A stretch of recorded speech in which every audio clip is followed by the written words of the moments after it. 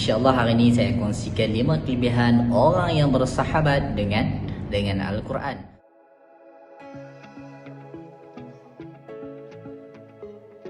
Top 5. Okey, baik. Berdasarkan 5 kelebihan ni, saya akan sampaikan berdasarkan hadis. Yang pertama. Okey, baik. So belum masuk yang pertama, seperti yang kita tahu, Al-Quran adalah sumber utama dan hadis adalah sumber yang kedua. So Al-Quran ni sebagai petunjuk bagi manusia untuk tujuan hidup kita. Apa-apa kita akan rujuk Al-Quran dan hadis. So kita takkan tersesat. Sebab Al-Quran ni Allah jamin terpelihara sampai bila-bila. Sebab dia tak sama macam kita lain. Kalau kita lain, dia akan berubah. Sebab apa? Ada tangan-tangan manusia yang tak bertanggungjawab mengubah, seperti Zabur, Taurat, Injil, yang mana banyak yang diubah oleh tangan-tangan yang tak ada tanggungjawab. Okey, baik. Berdasarkan 5 kelebihan orang yang bersahabat dengan Al-Quran. Yang pertama, martabat. Allah akan mengangkat martabat manusia yang menjadikan Al-Quran sebagai sahabatnya di dunia.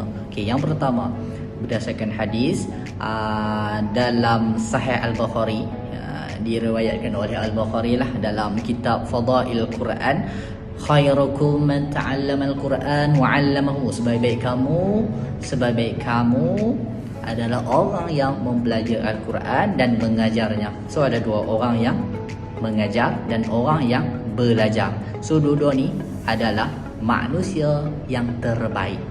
Okay, itu hadis first. Manusia yang terbaik sebab apa? Sebab dia mempelajari Al-Quran, dia juga mengajar Al-Quran. So kalau kita salah satu menjadi seorang orang yang belajar Al-Quran, so kita tergolong. Yang kedua, kita sebagai guru Al-Quran, kita juga tergolong. Kalau guru confirm lah 2 sekali dia akan pegang. Kalau anak murid 1 lagi pegang. So dia sebaik-baik manusia. Dan ada juga hadis yang kedua, saya selitkan sikit lah. Innallah ta'ala yarfa'u bihadzal kitab. Sungguhnya Allah Ta'ala akan mengangkat martabat sesuatu kaum itu. Yarfa'u bihadzal kitab aqwamun. Suatu kaum, rakyat, bangsa, orang yang mengamalkan Al-Quran, maka Allah akan angkat martabat. Dan juga Allah akan hinakan juga. Allah akan jatuhkan martabatnya. Allah akan hina juga golongan yang tak mengamalkan. Sambung lagi pada hadis tu, wa yad'u bihi akharin. Allah akan hinakan golongan yang tidak mengamalkan Al-Quran. So mana-mana qaryah, kampung, mana-mana kaum, bangsa yang tak mengamalkan Al-Quran, Allah akan hina dia. Mana-mana golongan, tempat, satu kaum itu yang mengamalkan Al-Quran, yang hidupkan suasana Al-Quran, maka Allah akan angkat martabat tu. Itu yang pertama. Yang kedua, kita masuk yang kedua. Yang kedua, kelebihan orang yang menjadikan Al-Quran itu sebagai sahabat, dia merupakan syafaat di akhirat kelak. Syafaat ni apa yang saya cakap syafaat? Al-Quran itu dia akan menjadi syafaat kita. Dalam hadis Nabi, dalam Sahih Muslim daripada Abu Umamah, Iqra'ul Quran fa innahu ya'ti yaumal qiyamah syafi'an. Bacalah Al-Quran, Iqra'ul Quran fa innahu ya'ti yaumal qiyamah. Sesungguhnya Al-Quran itu dia akan datang dekat akhirat kelak sebagai syafi'an li ashabihi, bagi siapa yang mengamalnya waktu di dunia, yang menjadikan Al-Quran itu sebagai teman hidupnya, maka dia akan jadi benteng kita, shield kita, hatta di alam perkuburan dia juga sebagai peneman kita, tuan-tuan. So ada hadis Nabi pun contohkan panjang lah. Ada peneman kita, tak ada lagi family, dah tak ada keluarga, kawan-kawan dah tak ada. Lepas mana kita dikebumikan, kita ditinggalkan seorang-seorang dalam alam perkuburan, tetapi ada seorang peneman. Siapa tu? Handsome pula. Itu adalah Al-Quran sebagai peneman kita. Jangan takut, dia kata aku akan teman kamu. Walau jawablah soalan malaikat Munkar dan Nakir. Jangan kamu gentar, aku sebagai peneman kamu. Banyaklah hadis tu. So dia akan jadi peneman kita hatta dalam alam kuburan lagi, alam barzah lagi. apatah lagi dekat akhirat. Okey, baik. Itu yang kedua, baru yang kedua. Yang ketiga adalah digandakan ganjaran pahala bagi sesiapa yang baca tidak lancar ataupun gagap-gagap lah dia baca. Okey, dalam hadis ni diriwayatkan oleh Imam Bukhari dalam tafsir Al-Quran. Dalam kitab tafsir Al-Quran, dalam hadis ni menceritakan orang yang tak lancar digandakan kepada 2 pahala. So itu kelebihan dia. Orang yang lancar dan mahir, dia akan bersama dengan para malaikat yang mulia. Al-mahiru bil Quran ma'as safaratil kiramil bararah. Al-mahiru bil Quran, orang yang mahir dengan Al-Quran, dia akan bersama dengan ma'as safaratil kiramil bararah, dia akan bersama dengan para malaikat. Dia setaraf dengan para malaikat. So orang yang tak lancar pula sama daripada hadis tu, wa yatata'u orang yang baca start, orang yang baca lekat-lekat, sangkut-sangkut, tak lancar. Apa yang dia dapat? Falhun ajrani, 2 ganjaran pahala. Ganjaran pahala yang pertama sebab dia baca, yang kedua sebab dia tak lancar tapi dia ada usaha untuk membacanya. So 2 ganjaran pahala. Untung tak? So dua-dua untung. Orang yang mahir pun untung, orang yang tak lancar pun dapat ganjaran pahala. Okey, yang seterusnya tadi yang kedua, ketiga dan yang keempat.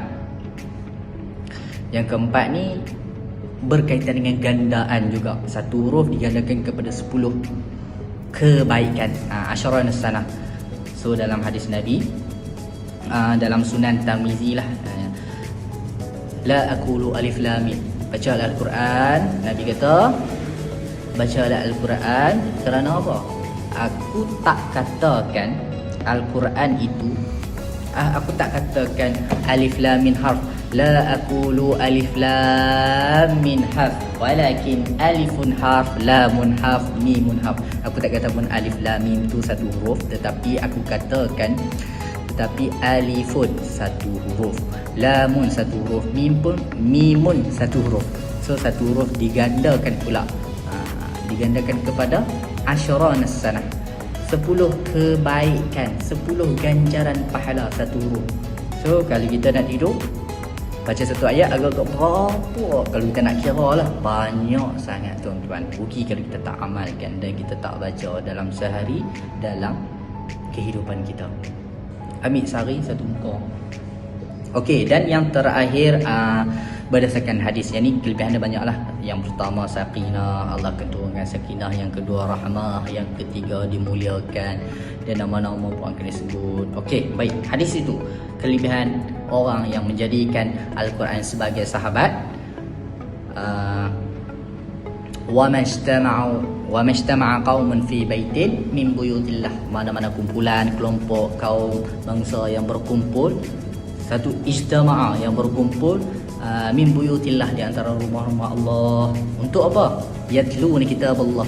Tujuan dia bertujuan untuk yatluna kitab Allah. Tujuan dia adalah membaca Al-Quran. Tujuan yang tu, yang pertama. Yang kedua, wa yatadarrasu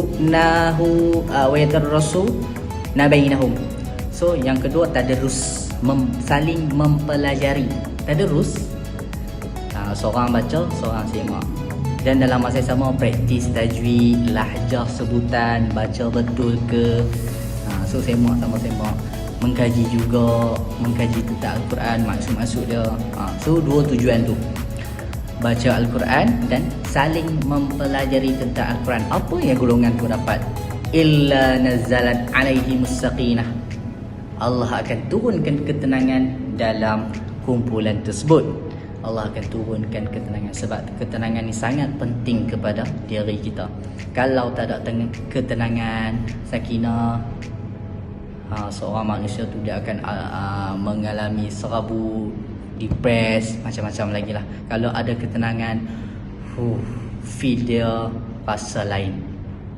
Yang tu yang pertama, illa nazan alaihimus sakinah wa ghashiyatuhumur rahmah, dan Allah kurniakan dan Allah turunkan segala jenis kebaikan, rahmat. rahmat tu segala jenis kebaikan. Para ulama menterjemahkan wafat semul malaikah. Yang ketiga, dikelilingi oleh para malaikat. Para malaikat akan menyambut tetamu-tetamunya. Allahu Akbar. Kumpulan tu lah para malaikat akan turun sambut. Malah ada juga hadis mengatakan para malaikat akan payung sayapnya di bawah majlis ilmu tersebut. Dan yang terakhir, wa zakarallah fi man indah. Nama-nama mereka disebut di kalangan makhluk di sisi Allah. Nama-nama grup tersebut zakarallah fi man indah, yang paling di top sekali kelebihannya yang last tu. Okey, baik, itu sahaja target dalam 10 minit lebih lagi. InsyaAllah nanti kita akan sambung di next video. Mungkin kita akan sambung lagi tentang kelebihan. Sangat banyak kelebihan. Ini saya bawakan berdasarkan 5 hadis. Sebenarnya banyak lagi hadis-hadis lain. Dan banyak juga dinyatakan dalam Al-Quran. Sebab Al-Quran ni dia terpelihara. Allah jamin dia. Merupakan satu mukjizat. Sebab apa? Dia terpelihara daripada perubahan, daripada tangan-tangan orang lain. Dah ramai lah orang cuba nak tambah juzuk apa semua, tapi tak boleh, tak dapat. Sebab dalam Quran, dalam surah Al-Hijr ada juga Allah berfirman, inna nahnu nazalna zikra wa inna lahu lahafizun. Sungguhnya kami turunkan kepada kamu Al-Quran dan kami juga akan memeliharanya. Wa inna lahu lahafizun, Allah akan memelihara daripada perubahan, daripada apa jenis sekalipun. Tak ada seorang yang dapat menandingi Al-Quran. InsyaAllah tuan-tuan, nantikan next video akan datang. Okey, baik, insyaAllah jumpa lagi. Wassalam.